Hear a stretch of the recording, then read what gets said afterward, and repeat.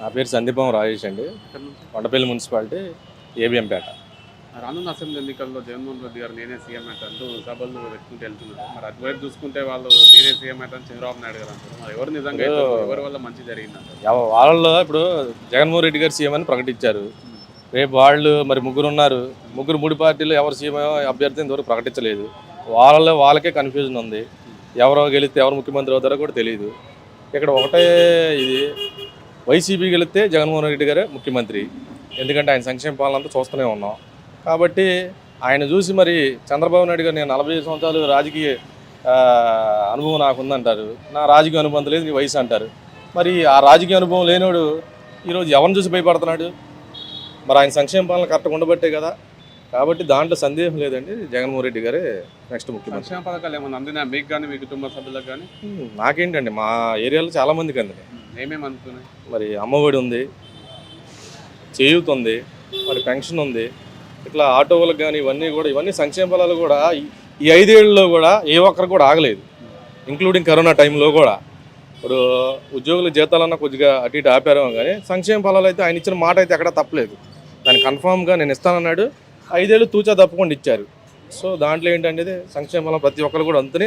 ఎవరో కూడా కంప్లైంట్ చేసింది. ఇప్పుడు పార్టీగా తిరుగుతూ ఉండడం కూడా ఎవరు కూడా మాకు ఇది రావట్లేదని కంప్లైంట్ చేసినలేదు. ఎందుకంటే అక్కడే వాలంటీర్ ఉంటున్నాడు, అక్కడే సచివాలయం ఉంటుంది. ఏదైనా సమస్య ఉంటే ఏమంటే వాళ్ళు తీర్చేస్తున్నారు. కాబట్టి ఎక్కడ ఏ ఎంఆర్ఓ ఆఫీస్కో లేదా మున్సిపల్ ఆఫీస్కి వెళ్ళే పరిస్థితులు అనేది జగన్ తీసేసి దగ్గరలోనే పెట్టాడు. టీడీపీ అధికారంలోకి వస్తే వాలంటీర్ వ్యవస్థను తీసేస్తామని చెప్తారు కదా, మరి ఎలా చూస్తారు? మేము ఫస్ట్లో అయితే చంద్రబాబు నాయుడు గారు వాలంటీర్ వ్యవస్థ తీసేస్తాను, అదేం గోని సంచి ఉద్యోగం అని మరి హేళనగా మాట్లాడారు. మరి ప్రధానమంత్రి లాంటి వాళ్ళే కరోనా టైంలో వాళ్ళు మెచ్చుకున్నాడు. వాస్తవంగా ఏంటంటే ఫేవర్ సర్వే అనేది ఇవన్నీ కూడా ఇంటింటికి వాలంటీర్లు వెళ్ళే చేశారు. అది చేయటం వల్లే కరోనాతో ఎవరున్నారు ఏంటని ఆ భద్రత తీసుకొని ఆ కరోనా అనేది వేరే వాళ్ళు సోకకుండా రాష్ట్రాన్ని కాపాడిన ఏకైక ముఖ్యమంత్రి ఎవరంటే జగన్మోహన్ రెడ్డి గారు ఒక్కళ్ళే. కాబట్టి ఈరోజు అదే ముఖ్యమంత్రిగా వస్తే చంద్రబాబు నాయుడు గారు నేను వాలంటీర్లకి భవిష్యత్తు ఇస్తున్నాను, మీ భవిష్యత్తు నాది గ్యారంటీ అంటున్నాడు. మరి ఎవరి మాట మార్పు అనేది మా జగన్ అన్న ఫస్ట్ నుంచి ఇప్పటిదాకా కూడా వాలంటీర్నే ఉన్నారు. రేపు వచ్చినా కానీ అదే వాలంటీర్ మీద నేను పని చేస్తున్నాను. కానీ వీళ్ళు ఓసర వెళ్ళి మాటలు ఫస్ట్ ఏమో అది గోని సంచి ఉద్యోగం ఉన్నారు, కానీ ఈరోజు వచ్చేసరికి అదే వాలంటీర్లు మేము కూడా మీకు భవిష్యత్తు, ఎందుకంటే ఓట్ల కోసం. కాబట్టి వాలంటీర్ అనేది భవిష్యత్తు ఉండాలంటే, వాళ్ళకి రక్షణ ఉండాలంటే జగన్మోహన్ రెడ్డి గారు వస్తేనే రక్షణ ఉంటుంది. వీళ్ళన్నీ ఓసర వీళ్ళు మాటలు రేపు అధికారంలో వచ్చిన తర్వాత తీసేయటం పక్కా. మొత్తానికి వైసీపీ అధికారంలోకి వస్తుంది పక్కా అండి. దాంట్లో మాకైతే డౌట్ లేదు. మీకేమైనా డౌట్ ఉంటే మరి సీఎం జగన్మోహన్ రెడ్డి గారు చెప్పాను కదండి, మా సీఎం జగన్మోహన్ రెడ్డి గారే. రేపు వాళ్ళు ఎవరు అవుతారు అనేది వాళ్ళకే అనుమానంగా ఉంది. మరి పవన్ కళ్యాణ్ గారు అవుతారా, చంద్రబాబు నాయుడు గారు, లేదా లోకేష్ బాబు గారు అవుతారా, ఎవరు అవుతారనేది తెలియదు. Right, okay, thank you. 2019 election నాటికి డోక్రా మహిళకి ఎంతైతే అమౌంట్ ఉందో అది మొత్తం మీరు కడతా ఉండండి, నేను వేస్తానని చెప్పేసి 4 కిస్తీలు. సపోజ్ 1 లక్ష ఉందనుకో, 25,000 లెక్క 4 కిస్తీలు ₹1 లక్ష అందరికి ఇచ్చేసాడు. ఫస్ట్ ఒకటి ఫీజు రిమెంబర్మెంట్ ఒకటి ఇచ్చాడు, గోరుముద్ద ఇచ్చాడు, మళ్ళీ పోతే విద్యాదీవెన ఇచ్చాడు.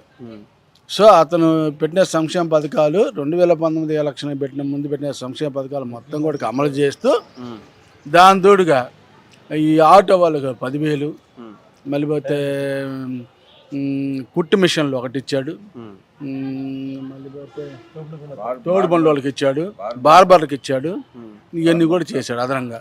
మళ్ళీ 40 సంవత్సరాల మహిళలకి, ఏది బీసీ ఎస్టీ ఎస్సీ మహిళలకి వాళ్ళకి వచ్చేపాటికి ₹15,000 లెక్క, 18,200, 18,500 లెక్క అవి కూడా ఇచ్చింది. అదేలేన్న 18,750 లెక్క డబ్బులు కూడా ఇచ్చేసాడు. గతంలో చంద్రబాబు ఇట్లా వేయలేదా? చంద్రబాబు నాయుడు 2014 ఎలక్షన్లో 6 నెలల ముందు మీరు డోక్రా మహిళలు ₹1 కూడా కట్టనవసరం లేదు, మొత్తం నేను కడతా అన్నాడు. తీరా వచ్చేపాటికి కట్టకపోగా 6 నెలలకు వడ్డీ ప్లస్ అసలు మొత్తం మనం కట్టాల్సి వచ్చింది. తీరా వచ్చేలేకి 2019 ఎలక్షన్ నాటికి ఒక్కొక్కరు లేదు. పశువు కుంకం ఎవరికి ఇస్తారా? పశువు కుంకం అంటే మన చెల్లు అక్క చచ్చిపోతే వాళ్ళు పెడతాం మనం, మన బావలు చచ్చిపోతే. అటు కాకుండా ఆ రోజు 10,000 ఇచ్చాడు ఒక్కొక్కడికి. దానివల్ల బెనిఫిట్ ఏముందంటే ఏమీ లేదు. బ్యాంకులకి వెళ్తేనేమో వాళ్ళేమో డబ్బులు ఇవ్వట్లేదు, ఎందుకంటే వీళ్ళు సరిగ్గా కట్టలేదు కదా, 6 నెలల నుంచి అసలు కట్టలేదు కదా. దానివల్ల డోక్రా మహిళలు బాగా లాస్ అయ్యారు. మీకు కానీ మీ కుటుంబ సభ్యులకు కానీ వచ్చిన పథకాలు? నాకు 1,20,000 వచ్చింది. నాకు మా అబ్బాయి ఫీజు రిమెంబర్మెంట్ వచ్చింది. ఇళ్ల పట్టాలు వచ్చినాయి? ఇళ్ల పట్టాలు ఇచ్చారు. గతంలో ఇంత ఇంత సేవ చేస్తూ ఇంత పేరు పొందిన ముఖ్యమంత్రి ఎవరు లేరని ఎవరు చెప్పుకొస్తారు. కానీ ఇది ఎంతవరకు నిజం మరి? నిజమే, ఇంకా అందరూ కనబడుతుంది కదా.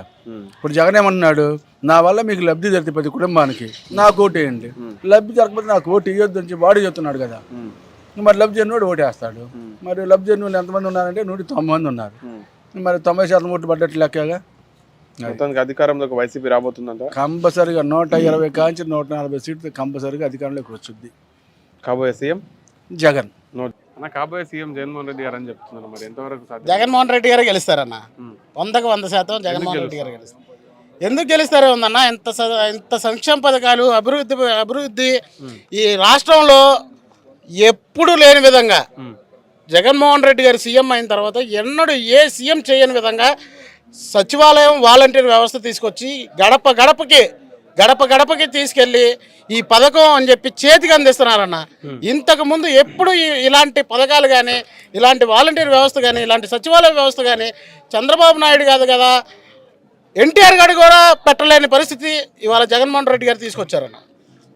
మీకు కానీ మీ కుటుంబ సభ్యులకు అందినా ఏమన్నా? అందునే అన్న, ఏమేమి అందినాయి? మా అమ్మకి పెన్షన్ వస్తుంది, హౌస్ పట్టా వచ్చింది, మా చెల్లికి 15,000 అమ్మఒడి పడుతుంది. అలాంటి పథకాలు చాలా వస్తున్నాయి అన్న. ఇప్పుడు మీరు అందరూ జగన్మోహన్ రెడ్డికి సపోర్ట్ చేస్తూ జగన్మోహన్ రెడ్డి కోసం కష్టపడుతారు. సొంత కుటుంబ సభ్యులైనటువంటి షర్మిల గారేమో నిన్న రేవంత్ రెడ్డి పక్క రాష్ట్ర సీఎంని తీసుకొచ్చి సభలు పెడుతుంది. మరి ఎలా చూస్తారు దీన్ని? షర్మిలమ్మ ఆమె చేసే రాజకీయ కుట్రకి, అనవసరంగా రాజకీయ కుట్రల్లో వైఎస్ఆర్ కుటుంబాన్ని లాగుతుంది. ఆమె ఒక పెళ్లి చేసుకున్నప్పుడు ఆమె ఇంటి పేరు ఏమవుతుందన్న, మురుసుపల్లి షర్మిల అవుతుంది. వైఎస్ షర్మిల అని అవుదన్న. ఆమె ముందు ఆ పేరు మార్చుకొని రాజకీయాల్లోకి దిగాలి. ఇంకోటి ఏంటంటే, వైఎస్ షర్మిల గారు మొన్న మాట్లాడుతూ అన్నారు, జగన్ రెడ్డి అంటే జగన్ రెడ్డి అన్నప్పుడే నువ్వు సగం చచ్చిపోయావు షర్మిలమ్మ. వైఎస్ఆర్ కుటుంబంలో అప్పుడే నువ్వు సగం చచ్చిపోయావు. జగన్ అన్నను ఎప్పుడైతే జగన్ రెడ్డి అన్నావో అప్పుడే వైఎస్ఆర్ కుటుంబంలో చనిపోయావు. ఇక నిన్ను మాత్రం నమ్మే ప్రసక్తి ఆంధ్ర రాష్ట్రంలోనే లేదు. కాంగ్రెస్ని ఎప్పుడైతే జగన్ అన్న ఆంధ్ర రాష్ట్రంలో చంపేశాడో దానికి పూర్వవైభవం తేవాలని చెప్పి నువ్వు తాపత్రయం పడుతున్నావు. అది నీ జన్మలో జరగలేని పరిస్థితి అని చెప్పి నేను చెప్తున్నాను. పవన్ కళ్యాణ్ గారు పాతాళానికి దొక్కుతా జగన్ అని చెప్పి జైలుకి పంపిస్తా, తిన్న లెక్కలు మొత్తం కక్కిస్తా అని చెప్తున్నాడు కదా. పవన్ కళ్యాణ్ కాదు కదా, ఆడి తాత తరం కూడా కాదు. జగన్మోహన్ రెడ్డి వెంటుకు కూడా ఎవడో పేకలేని పరిస్థితి. ఈ రోజున ఒక్క రూపాయి కూడా అవినీతి జరగకుండా డైరెక్ట్ బెనిఫిషరీ డీబీటీ పద్ధతి ద్వారా డైరెక్ట్ బెనిఫిషరీ అకౌంట్లో డబ్బులు వేస్తున్న ఏకైక మొగోడు జగన్మోహన్ రెడ్డి తప్ప ఎవ్వడో లేడు.